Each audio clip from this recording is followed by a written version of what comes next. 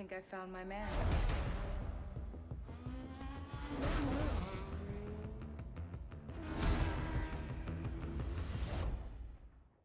Now I want to see what you've got.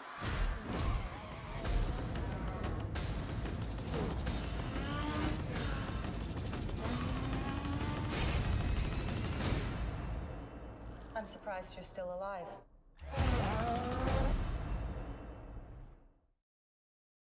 Alright then. Today I'm going to be talking about Need for Speed Undercover. As you can see, I've made quite a bit of videos of this game on my channel. However, the Undercover you're thinking of is probably not the one I'm going to be talking about. For a majority of the video, I'm going to be looking at the inferior 6th gen version that came out for the PlayStation 2 and for the Nintendo Wii on November 18th, 2008. My main reason for making this video is mainly because this was the first Need for Speed game I ever played. Well, the DS version first, yeah. Remember this piece of shit? I finished it. And then one day, in 2010, I got the Wii version of the game, and it looked awesome. And then I got addicted to it because I was a child, and moved on to Hot Pursuit for the Wii. But back to what I was saying. Now that I'm older, and have played almost every other Need for Speed game, how well does this hold up for me 11 years later? Is it still any good? And mainly, my purpose for making this video is because out of everyone I knew growing up, I feel like I've always been the one person who didn't hate this game, let alone acknowledge it. Not too long ago, I also stumbled upon Kacey's video and she hated it.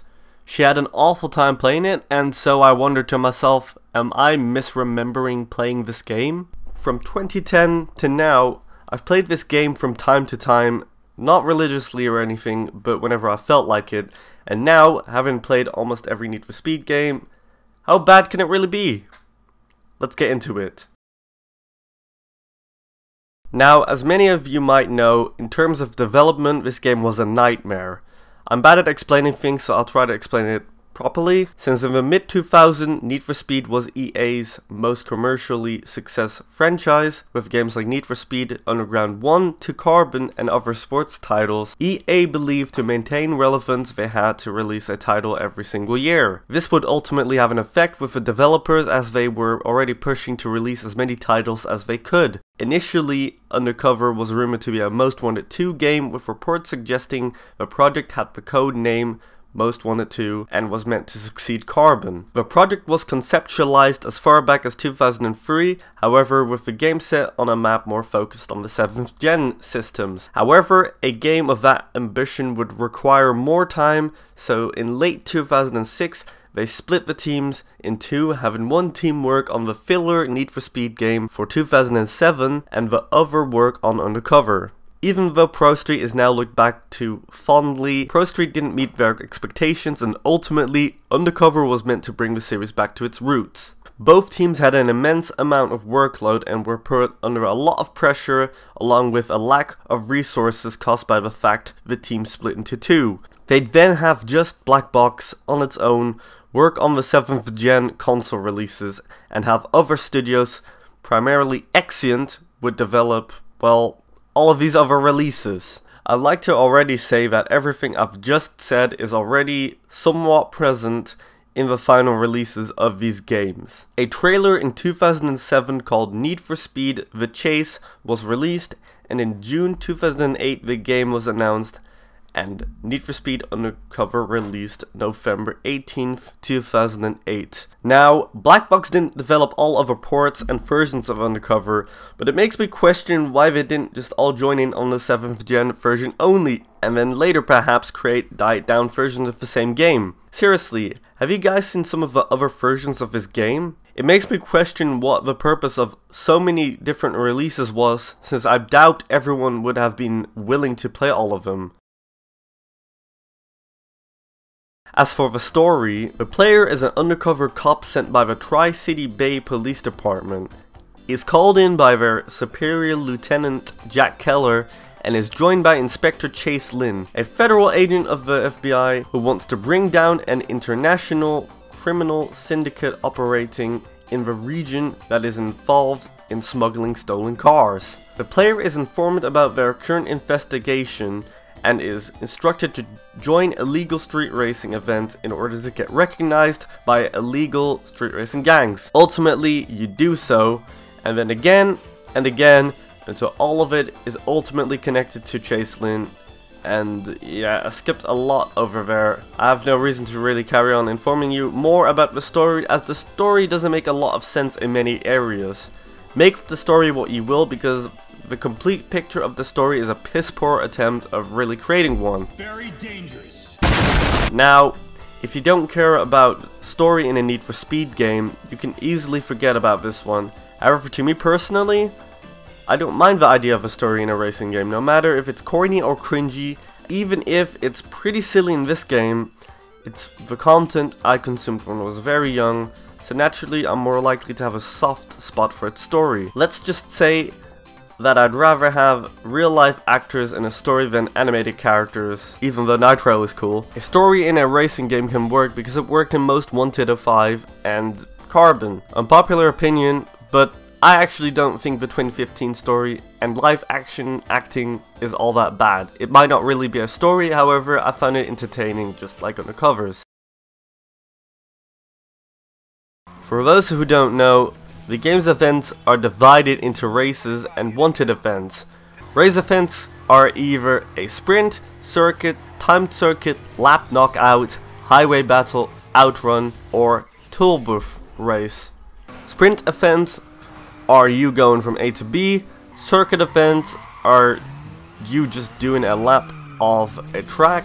Timed circuit events are the same as normal circuit events, however you're on a timer, counting down, and there isn't a set required amount of laps.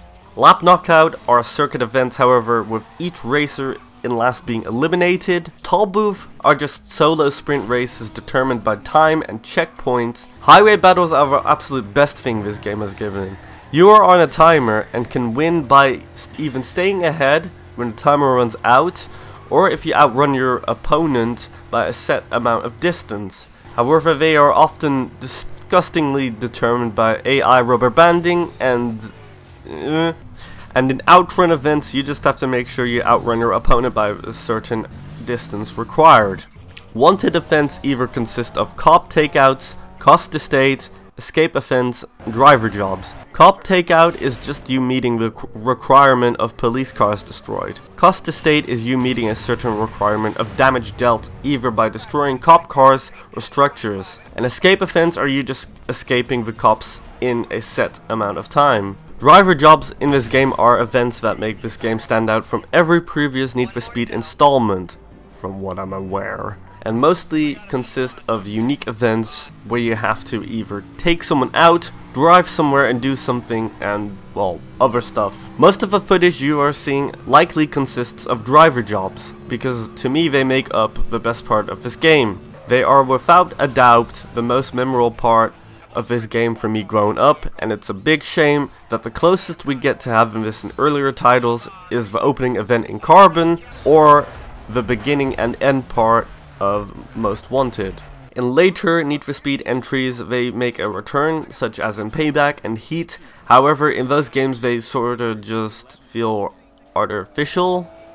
They are at least the most memorable events in the game, even though I'd struggle even describing like 5 of them right now. In this game, you can also use your speed breaker to slow down time. The wanted system in this game I don't quite understand.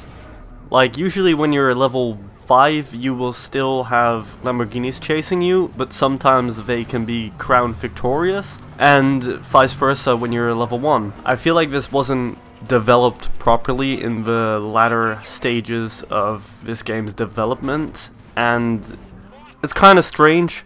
However, if you just look past it and crack on with what you're doing, it really doesn't make too much of a difference. You can evade the cops by going into sweet spots onto your map. Often I can outsmart the cops by going into areas they can't get to very well, or them being just plain dumb. Despite me playing on the hardest difficulty, usually I've never had any issue against them and think they are balanced pretty well. Although weren't many times I ever truly feared them, and felt like they would bust me. Something that Most Wanted did a much better job of. Another thing about police in this game is that yes, you can unlock cop cars and take down wanted racers, if the game doesn't fuck you over by not unlocking them properly, of course. You can decrease your wanted level by customizing your car by adding body kits, rims, paint jobs, and vinyls onto your vehicle. Auto sculpts from carbon also make a return, although I personally only ever use it for tires and spoilers. The only thing you don't unlock from the start are body kits, which you unlock throughout the game, which means from the start of the game you actually have a decent amount of customization available to you from the start. Even performance tuning is all unlocked from the start, which means after the first few races you can immediately apply the best nitro to your starter car, even though I usually stick to buying a Renault Clio after unlocking the second set of cars. Or if you've played this game an infinite amount of times like I have, you can actually take your starter car till about half of the game. As for how customization goes, most of it is exactly the same from the processors. To compare the Wii version to the PlayStation 2 release, I had to first buy myself a PlayStation 2 along with a copy of the game. For the past 11 years I'd been playing the Wii version of the game, which is the gameplay you've been seeing on the screen this whole time. I personally think the Wii version looks a little bit better, however, for the best graphical experience you should play the emulated PlayStation 2 version, aka on the PC SX2. However, on my own PC it chugs and doesn't run at a consistent 60 FPS, which is the version I had to play as a substitute for the PlayStation 2. You see, I made the effort to purchase my own PlayStation 2, which didn't come with a TV cable, but not only that, the game I purchased also wouldn't read. I went to a friend's house and we played using his PlayStation 2 and the game wouldn't run. We then tried it with my own, as we now had a TV cable, and well, wouldn't you know it, the game also wouldn't run. We then played another game on my PS2, and after half an hour my PS2 would unexpectedly crash every single time. So yeah, I didn't spend my money as wisely as I would have hoped. What a piece of shit. I then purchased the game, and the game ran fine.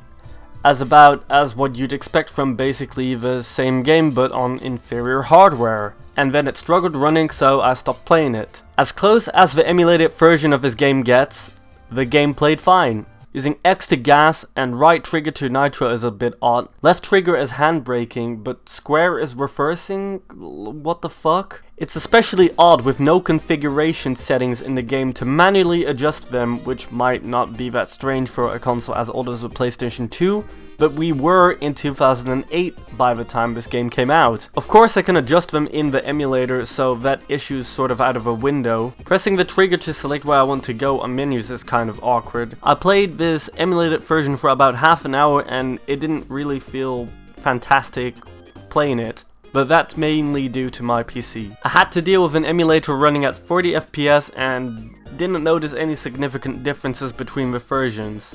I do feel like the police were a bit more difficult to evade.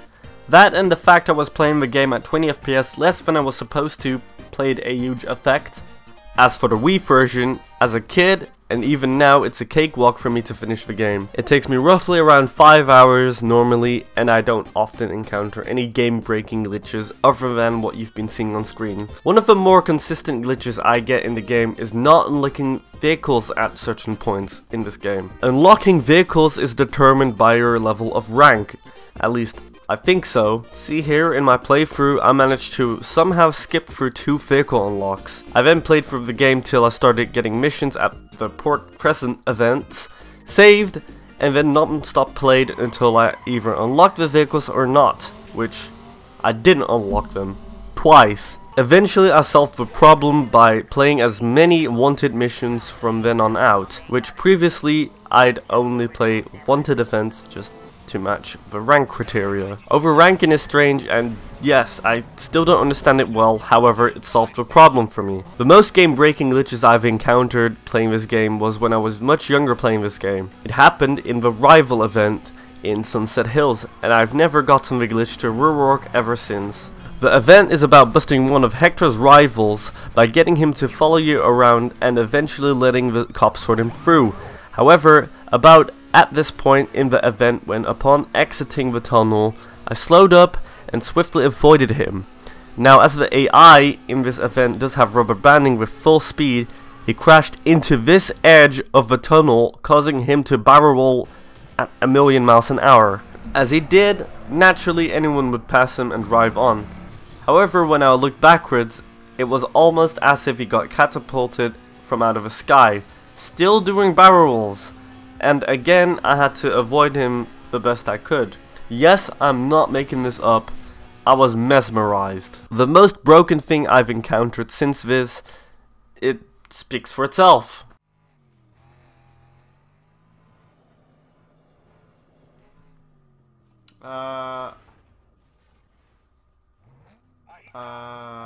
I've never had this. I've never had this happen to me before.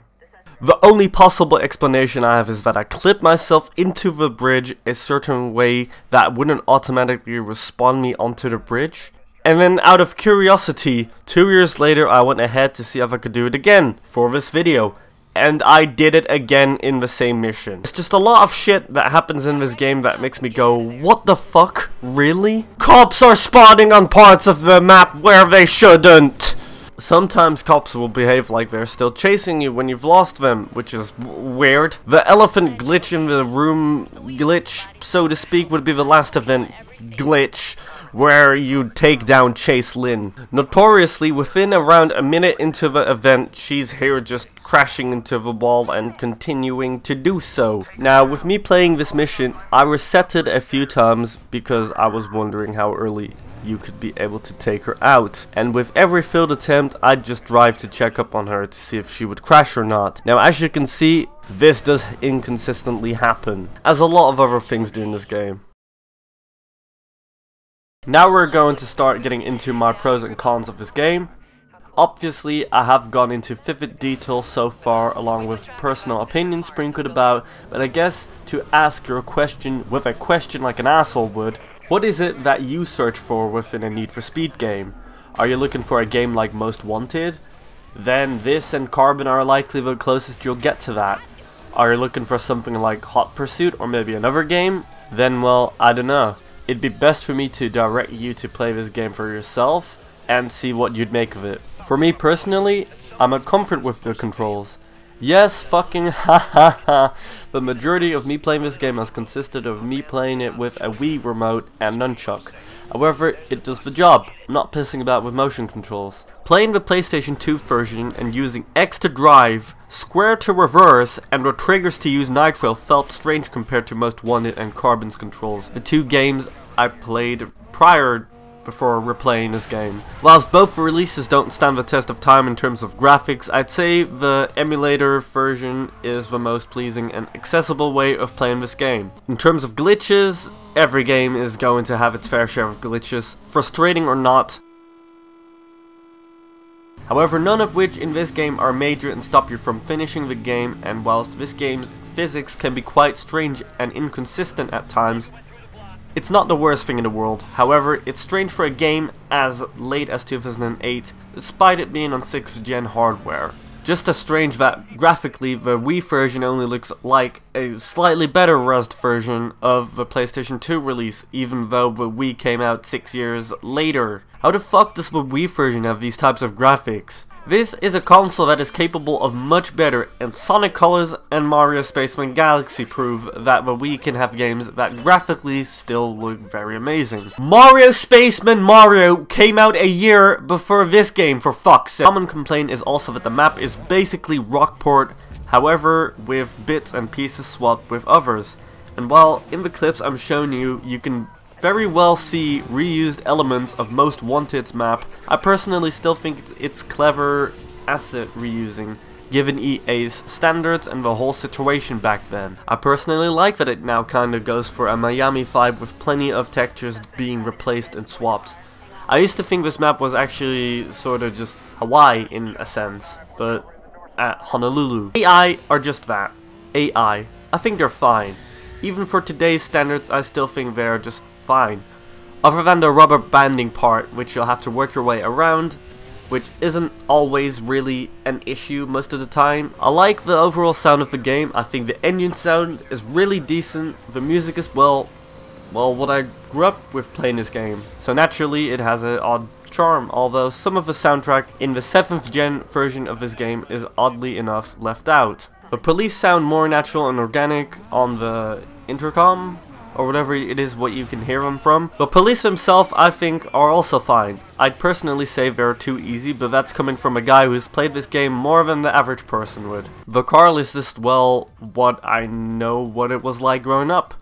Still very decent and relevant to what was new at the time. Very stuck to its roots. The car customization is its best from the three, even though despite the game looking very rough graphically. The story is irrelevant if you really don't give a shit about story in a racing game and only care about gameplay, and well, personally for me, this game is too short. For the average person, this experience will likely last less than 10 hours, not including the challenge series or 100%ing the game. I often wonder what the perception of this game would have been had it have come out way before any of these other games we keep comparing it to, in like 2002 or something. Would people have been more forgiving to it if it was ever so slightly more polished? And most importantly, can I recommend this game over something like Most Wanted or Carbon? Well, that determines on how much you really value gameplay above anything else. Most Wanted 5 wasn't something I played growing up. To be fair, I only started playing it last year, and I only revisited and finished it this year after getting a physical copy. My 4th physical copy of the game, but just not in German this time. Thank fuck. I can gladly say I understand all the appeal Most Wanted gets, and overall, it'd be much easier to recommend that game to a friend, if I'm perfectly honest. So yeah, with all of that being said, there is still one other Need for Speed Undercover I have to look at, and that is the 7th gen version. Because I'm not reviewing the handheld versions. Fuck that. That's stupid. Now, I first played this game in 2017 without expecting the game to be as different as it ended up being, and in some strange way it kind of felt like this game was sort of like a grown-up version of the 6th gen game. I don't mind revisiting this game whenever I have to, however, I'd be lying if I didn't tell you this game burns me out much quicker. I personally feel like there's just a lack of passion put into this game, which you can sort of sense the presence of in the overworld itself. Again, given what EA demanded from its staff back then, all in all, this game for me is it's just okay. It's not the worst thing ever. However, I can see why fans could feel rather alienated, so to speak. Outside of that, I don't have much to say. There aren't a lot of nitpicks I personally have. I think the controls are fine. Very loose in the corners when you're letting go of the gas, which I don't know was intentional or not. Maybe they were just really going for the arcade kind of experience. I think the AI are fine, sometimes a bit unfair in later events in the game. The car list I think is pretty slept on with the likes of the Ford Escort RS. Yes, seriously, I think this car is fucking legendary. And the McLaren F1. The events are more or less the same, with there being many more driver jobs. These all mostly range from drive this car with people chasing you to this point without taking damage, to just drive this car somewhere before running out of time. Do a couple of races to increase your criminal level in order to proceed to the next couple events, yada yada yada. I don't have a lot of nostalgia playing this game compared to the other one. And I wish there was more I could say about this game. Again, the game looks nice, although I really don't like the piss yellow sunset atmosphere going on at all times. The car sounds are great yet again, however, again, I can only advise you to play this game if you are really curious about it. There are many racing game channels on YouTube who don't particularly like this game all that much, and to each their own. This isn't also my kind of game, however, I'd play it over... Yeah, this. Could you tell this was even a Need for Speed? Not exactly sure how I was going to segment this section of the video, but I was still going to rewatch and respond to a few critical points Kacey makes in her video. For a majority of the video, I've mostly talked about my own experiences, including a few others, but first and foremost, I think everyone playing this game will have an experience of their own, good or bad. But anyways, let's respond to this video. One thing she definitely does better is explaining its development cycle more into depth. This is, after all, the first time I've bothered making a video like this, so I will link her video down in the description. Remember Most Wanted's map? Well, In one of the most glaring examples of asset reuse in gaming history, Undercover's map is just parts of Rockport rearranged to vaguely resemble the shape of the Tri-City. Almost nothing new was added. Now, that is entirely true. You can obviously spot from just a quick side-to-side comparison glance that these maps share a ton of similarity. However, even though I have now played Most Wanted, I still think the map is not a complete one-to-one by any means. I think it works well enough, and someone who might play these games casually, it might not be as obvious to them at first. Given EA's situation and black box and what they were all dealing with back then, I don't see the reason that asset reusing is that big of a shame in this instance. The mini-map wasn't even updated in some spots, showing roads or shortcuts that no longer exist. Like this one, which led to me driving into an invisible wall in front of a parking lot thinking I could drive through it. Yeah, I guess this is true. To me, it wasn't ever that obvious. Or maybe it was when I was a lot younger and I just forgot. I don't remember. However, playing this game, the few times I have played it for this video, to me it wasn't all that obvious. It's kind of just a big shame that even this level of polish isn't present. But unfortunately, this is far from the only place the game falls short. First, the story. I like the part where she swallows the Advil pills. It adds a bit of comedic value, I suppose. This point of her, I can completely understand. Need for Speed notoriously doesn't always have the best stories, and yeah, I can easily see why people would dislike this one. Kacey, feel free to dislike the story, that's all up to you. I personally just think this story is okay. Like, it honestly isn't the worst thing ever. It isn't watching like a Indian soap opera gone wrong that you really just can't piece anything with together. But we should have expected a little better. And calls the police off so you can catch Chase, who leads you on a hard-fought pursuit. Oh, you've gotta be fucking kidding me. No, don't look at this, please! No, no! And given that this game's core is basically a carbon copy of Most Wanted, I was hopeful that it would at least be fun to play. Credit where it's due, Undercover's core gameplay is a blast. Fucking damn right it is. That's what I'm saying. Police in this game are everywhere and unavoidable. They don't usually begin a pursuit unless you hit them, but once you do, good god, they are near impossible to escape. Spawn rates in general are broken. Jesus, well, you also sort of got yourself in a scenario I think is quite busy in the first place. I think this is one of the instances where our opinions are divided because I think the cops are actually perfectly fine. They can, if you are speeding on a freeway, spawn almost every single second. However, I don't think I ever had pursuits that would last over 20 minutes. Usually, I also just drive to the direction of the bridge from Palm Shore, and if I would evade them upon entering Sunset Hills, I would just go to a cooldown spot under one of these bridges. Or some other abstract place on the map. I wouldn't say spawn rates are broken because outside from driving on a freeway, their overall spawn rate really isn't that ridiculous. Either way, overall you can easily evade them and sometimes it's rather tedious, but this again might have to do with slight version differences. Sometimes the AI still even behave as if they're chasing you outside of the pursuits. And the second they touch you, 4 cop cars will spawn directly next to you. I already talked about this earlier. I don't know what the fuck happened here either. Much of Undercover's story missions consist of chasing down a target and smashing into them until the health bar is drained. These dramatic chases are completely ruined by some of the worst AI I've ever seen in a video game. They don't so much run from you as meander aimlessly up and down the interstate, getting stuck or randomly slowing down for no discernible reason. There's a friendly race with Carmen about halfway through the game where the Syndicate randomly attacks her and tries to kill her. And while my ramming barely does any damage, they drain her health bar in less than 3 seconds. What can I say? I think the AI are perfectly fine, at least on hard difficulty for me.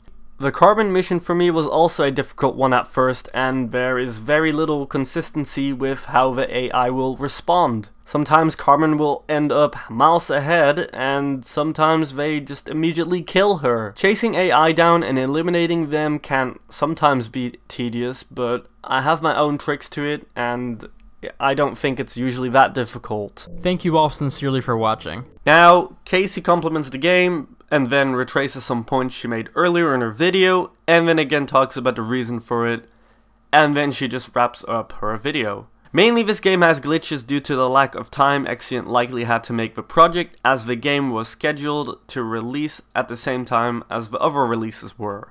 There were also some minor points I left out that she mentioned, however, the ones I've responded to here were the ones that mattered most to me. Ultimately, it still doesn't affect me or matter to me much what people really think about this game. For all I care, everyone can hate it, and no way is this possibly the best experience Need for Speed can offer to you. However, every playthrough someone has with any game is unique and might hold a ton of personal value to yourself and or others, and that's what made me want to make this video. Of course, every game is going to have its issues, however, this game being talked so down upon and portrayed as if it's really the lowest point Need for Speed has ever reached made me want to have my own voice be heard. I simply refuse. I can't be the only one who... Yes, I acknowledge that this game feels very unpolished and has many issues, but I still really have a blast playing it with looking past its mistakes. However, should've, would've, could've, it's usually where it comes down to. I've already talked on and on about the issues this game has, and I've already defended it to, well, as far as you could probably go in terms of defending this game. However, the main reason to make this video was, is there any of you guys that felt the same way I did? Did you guys grow up with this game and did you like it? Did you enjoy it? Do you think it was okay and now you think it's worse? Or because you saw this video, do you think it's now a little bit better? I don't care anymore if people dislike this game, or, you know, if they can't stand it, or if they fucking hate it, it's fine. Everyone is allowed to dislike things. Ultimately, Undercover as a whole has already been bashed more than enough, and it's a big shame because I wished that this game could have done fantastically. But to wrap things up, I'm gonna end the video here, and yeah, if you happen to stumble upon this video, thank you very much for watching. I hope to make more videos in this format or in this style, and I will see you next time. Peace.